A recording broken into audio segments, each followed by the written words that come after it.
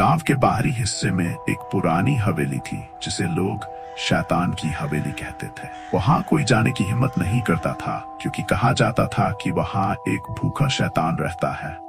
वह शैतान इंसानों की आत्मा और उनके शरीर को खा जाता था। एक दिन गांव के 3 युवक अजय, राकेश और मनीष ने तय किया कि वे इस हवेली में जाकर उस शैतान की सच्चाई का पता लगाएंगे। वे गांव के बुजुर्गों की चेतावनी को नजरअंदाज करते हुए आधी रात को हवेली में पहुंचे। हवेली के दरवाजे चरमराते हुए खुले। अंदर हर तरफ जाले, टूटी हुई दीवारें और अजीब सी गंध थी। जैसे ही उन्होंने अंदर कदम रखा, दरवाजा खुद ब खुद बंद हो गया। उनके चेहरे पर डर साफ झलकने लगा, लेकिन वे बहादुरी दिखाते हुए आगे बढ़े। अचानक हवेली में एक डरावनी आवाज गूंज उठी।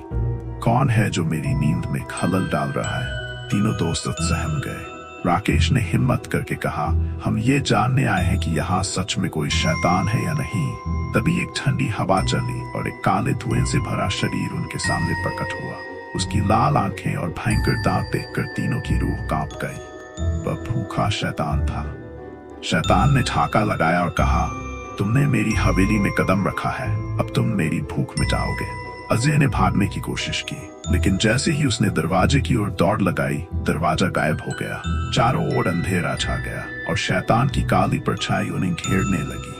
शैतान ने राकेश को अपनी ओर खींचा और उसकी आत्मा को अपनी ताकत में बदल दिया। राकेश की चीखें हवेली में गूंजने लगी, लेकिन बाहर कोई सुन नहीं सकता था। मनीष और अजय डर के मारे कोने में दुबक गए।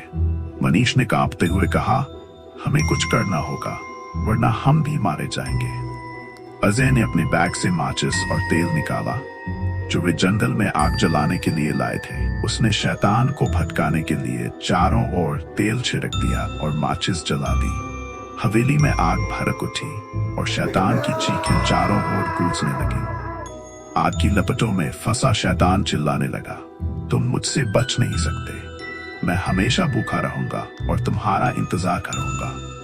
अजय और मनीष किसी तरह खिड़की तोड़कर बाहर कूद गए, लेकिन जब उन्होंने पीछे मुड़कर देखा तो हवेली जलने के बावजूद भी खड़ी थी और शैतान की लाल आंखें अब भी उन्हें देख रही थीं। उसके बाद अजय और मनीष ने उस घटना के बारे में किसी से कुछ नहीं कहा, लेकिन उन्हें हर रात शैतान की हंसी और राकेश की चीखें सुनाई देती थीं और वे जानते थे कि भूखा शैतान अभी भी अपने अगले शिकार का इंतजार कर रहा है।